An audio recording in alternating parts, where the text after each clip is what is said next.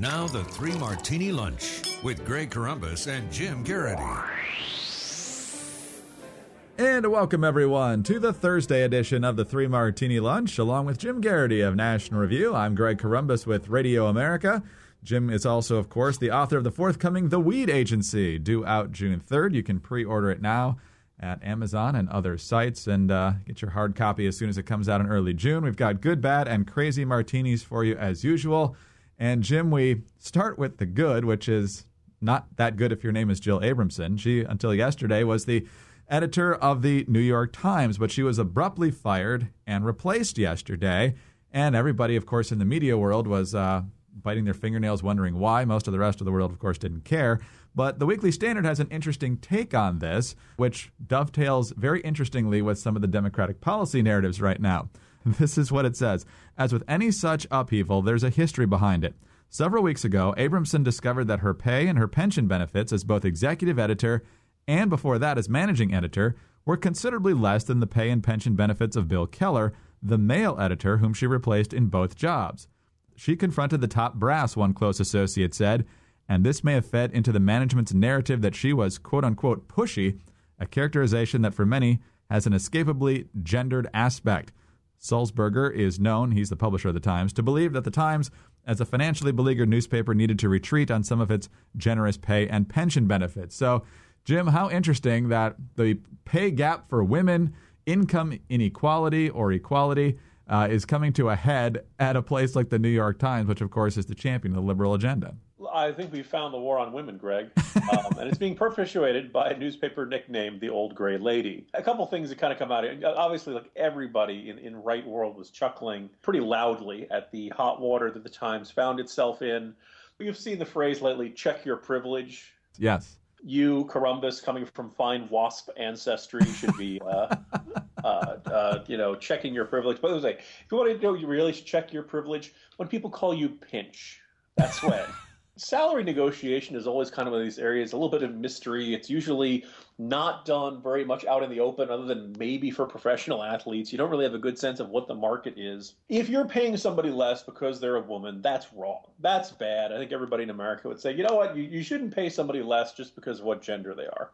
Having said that, every employer is going to want to get the best deal they can, meaning get the best talent for the least amount of pay. And every employee is going to want to get the most money that they possibly can get. And so Jill Abramson is perfectly within her rights to say, hey, am I getting what I ought to get for this job? Having said that, maybe that was how much the New York Times could pay. The New York Times managers and Pinch probably would say, look, there was no sexism in this. This is just us trying to keep an eye on the bottom line and calculating what we could afford to pay. That's perfectly fine, except that's what every other business would like to say. In other words, that is every instance in which a woman is getting paid less than a man an instance of horrible sexism on the part of the employer, or are there other factors at work? I mean, the New York Times would say, no, it's other factors at work. Except they never gave that benefit of the doubt to anybody else. And they were very quick to insist, the one exception to this, of course, Greg, was the White House. They never really gave the White House that much grief for paying its women employees less than its male employees.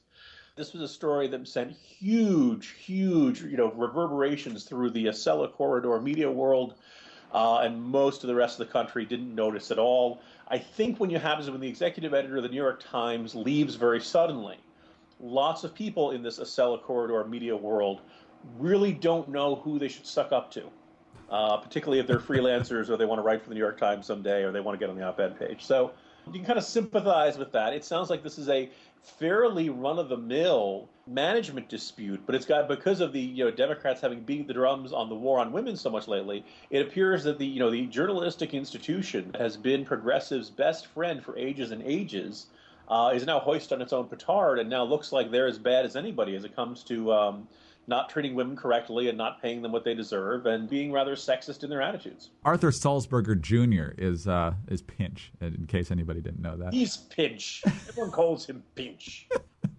All right. A tough decision to make. It's a Pinch 22. On to the bad martini now. And, of course, the Benghazi defense of Hillary Clinton has been ongoing for a long time now because, of course, she's the presumptive Democratic presidential nominee for 2016. But then again, she was 6 years ago, too.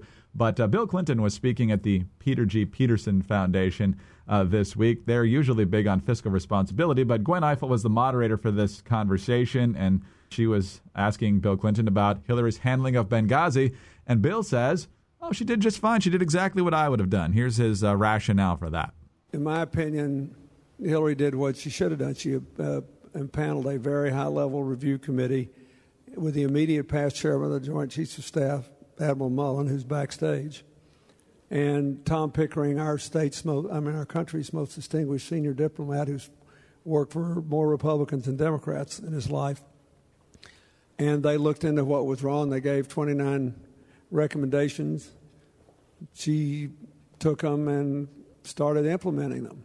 Not only that, he says that his actions as president and Hillary's actions as Secretary of State trumped the actions of the Bush administration during some of the diplomatic problems that we had during those 8 years. Most Americans don't even know how many American diplomatic personnel were killed when President Bush was president.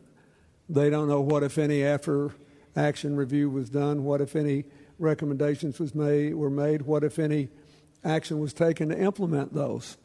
So I think my advice to everybody involved is to be not defensive and realize what this is and just answer the questions. What is it? No, you just want me to get in a political fight. I'm not running for anything. I'm not doing that.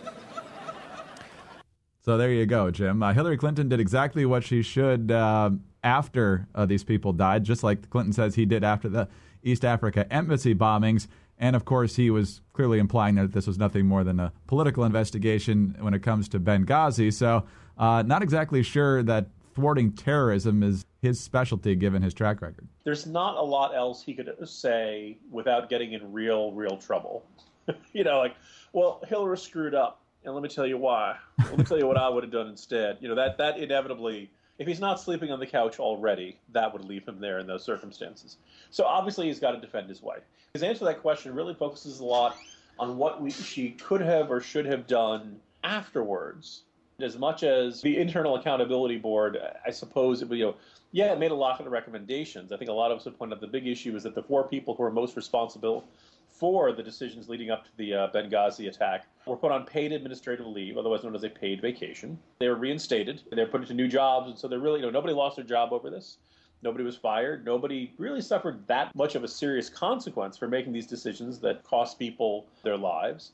The two big questions, I think, for a lot of people, one is that, look, Benghazi in Libya was a big central project of the Obama administration's first-term foreign policy. This was going to be one of their great success stories. I think it's safe to say it has not turned out as a success story. So I think one of the first questions is, did they accurately assess the prospects for a stable government after Gaddafi's fall? Clinton doesn't want us to look at any of that stuff.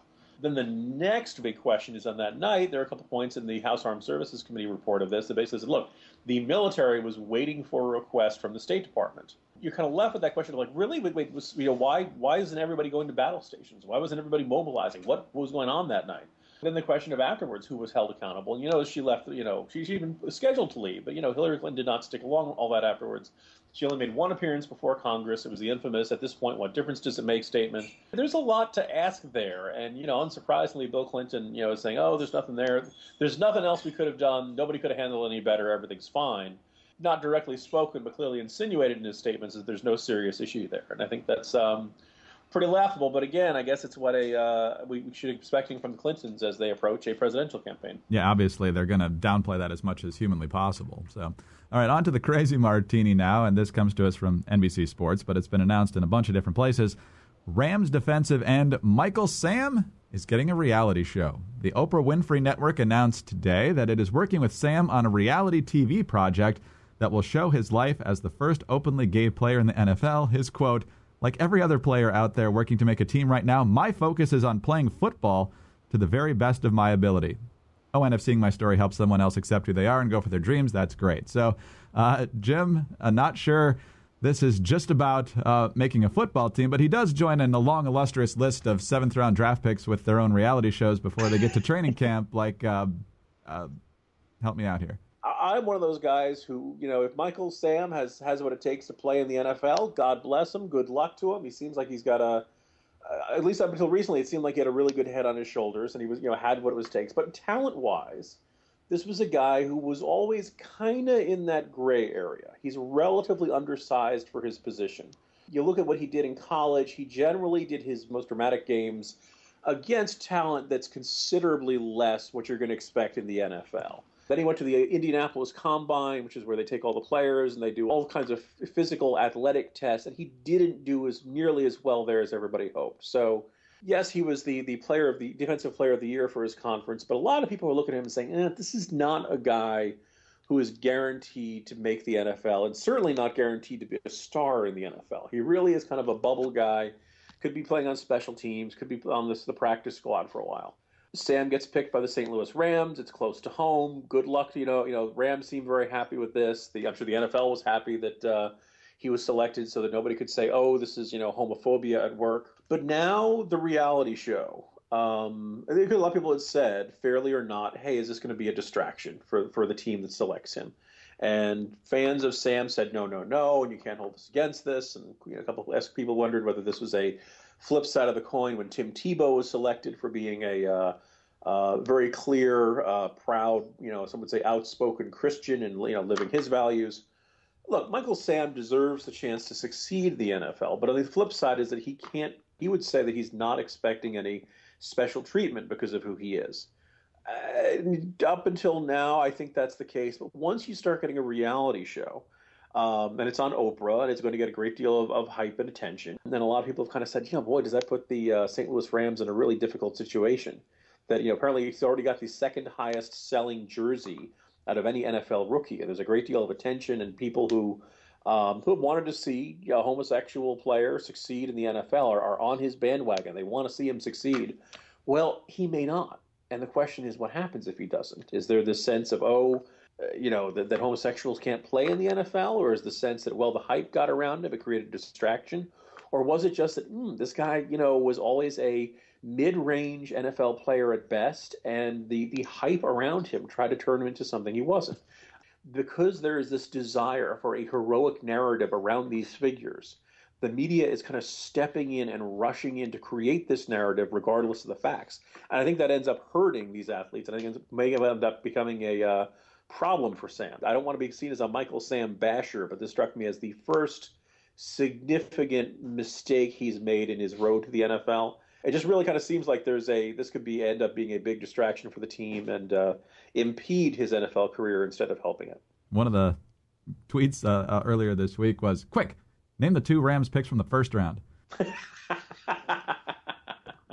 Accurate. I follow football, and I don't think because they had the defensive line guy and somebody on offense. That's my yeah. They had an offensive lineman and a defensive lineman. I couldn't tell you their names right now though. But interesting point, Jim. We'll do it again tomorrow. Have a great day. See you tomorrow, Greg. Jim Garrity of National Review. I'm Greg Columbus of Radio America. Thanks for being with us today.